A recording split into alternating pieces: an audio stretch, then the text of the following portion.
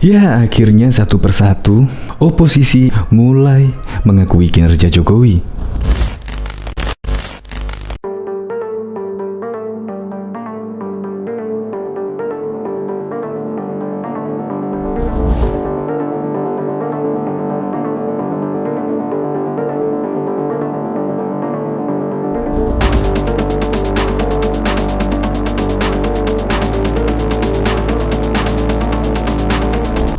Kita mulai dengan siapa ya? Ya, yang dahulu lah, tahun 2020, Gubernur Aceh.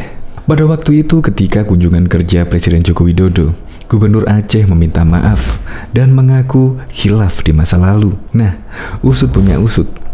Ternyata semenjak dipimpin oleh Presiden Joko Widodo, pembangunan di Aceh kian masif dan juga cepat.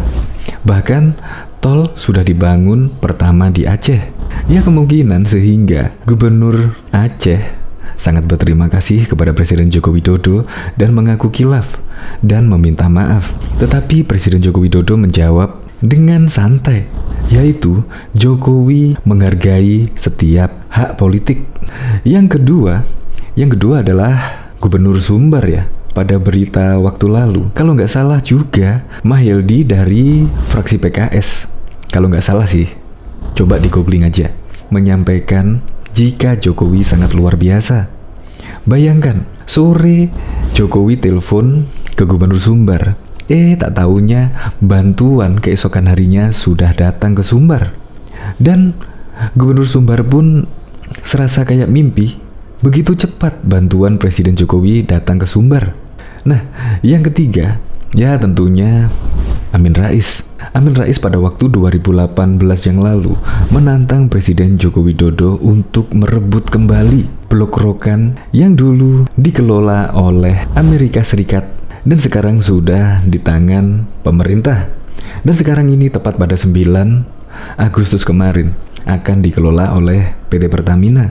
Dan Amin Rais menyebut pada waktu itu, jika Presiden Joko Widodo bisa merebut Blok Rokan, berarti Anda luar biasa dan Anda pemberani. Ya, kurang lebih seperti itulah. Tetapi sekarang Jokowi sudah membuktikan lah melalui jajaran kementeriannya. Jokowi berhasil merebut Blok Rokan yang sudah hampir 1 abad dikuasai asing dan sekarang sudah di pangkuan Ibu Pertiwi.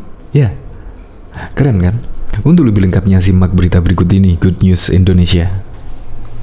Belum menyaksikan video ini, pastikan bosku jangan lupa subscribe, karena subscribe itu gratis plus bonus tonton video terbaru setiap harinya.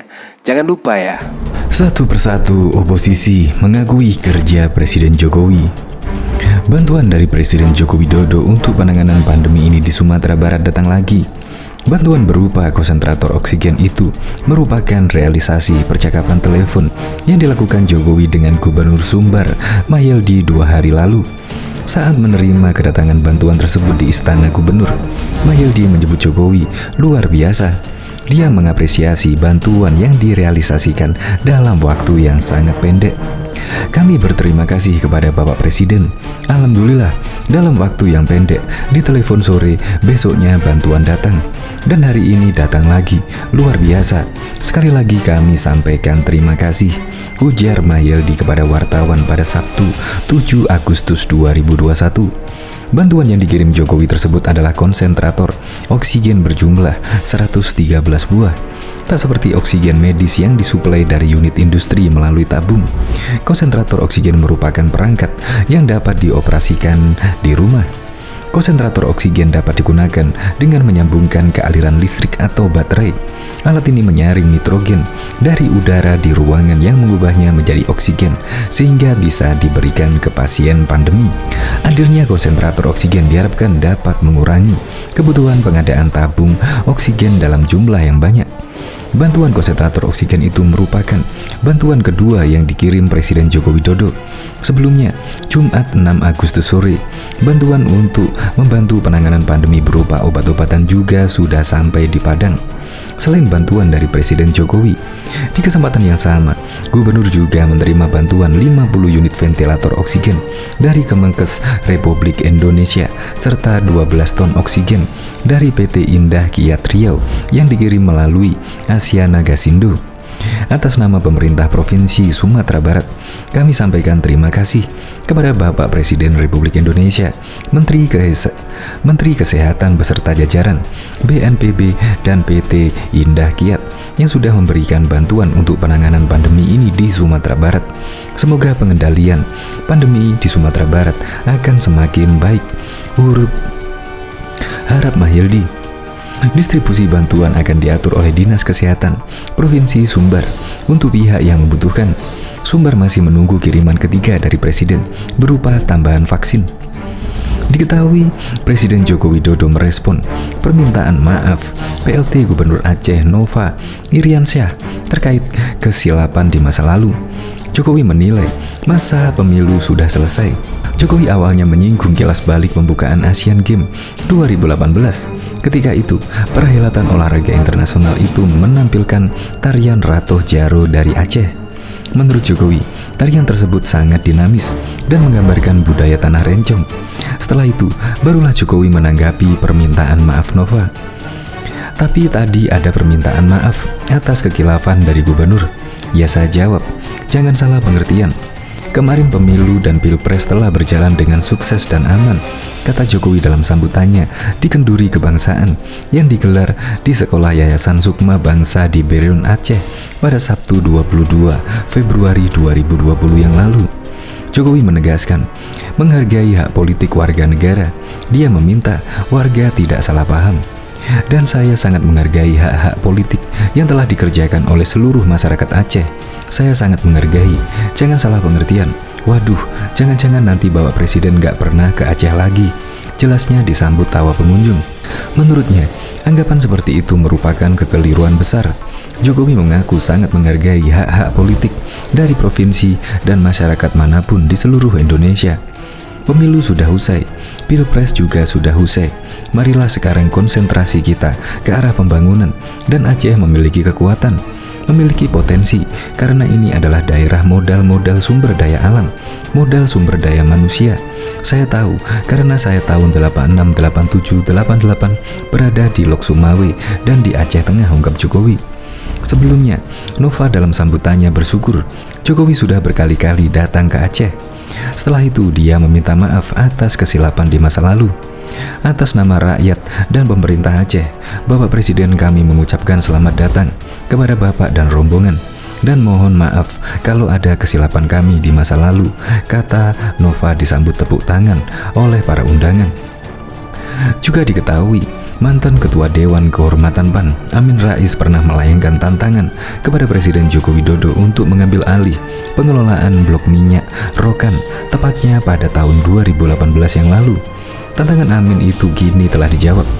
PT Pertamina Hulu Rokan resmi menjadi pengelola lapangan minyak bumi di Blok Rokan, Riau mulai Senin 9 Agustus 2021. Kala itu Amin Rais meminta pemerintah untuk memenuhi pasal 33 Undang-Undang Dasar 1945 dan putusan Mahkamah Konstitusi MK nomor 36/PUU X 2012 tentang 5 aspek penguasaan negara. Diterangkan bahwa pengelolaan wilayah kerja migas harus berada di tangan pemerintah. Kalau Blok Rokan kembali ke Indonesia, itu berarti pasal 33 Undang-Undang Dasar 1945 sudah terpenuhi. Apalagi kalau Blok Rokan menjadi semacam contoh yang bagus, blok-blok lain termasuk Freeport, tambang minyak dan mineral juga bisa kembali, ujar Amin di Kompleks Parlemen pada Senin 30 Juli 2018 yang lalu. Menurutnya, pengambilan pengelolaan Blok Rokan merupakan aksi membela negara. Amin sangat mengapresiasi pemerintah Presiden Jokowi jika bisa melakukan hal itu. Kalau betul Blok Rokan bisa kembali ke Ibu Pertiwi, ke Pertamina, itu sebuah terobosan luar biasa. Cuma, berani nggak Pak Jokowi? Kalau berani, luar biasa.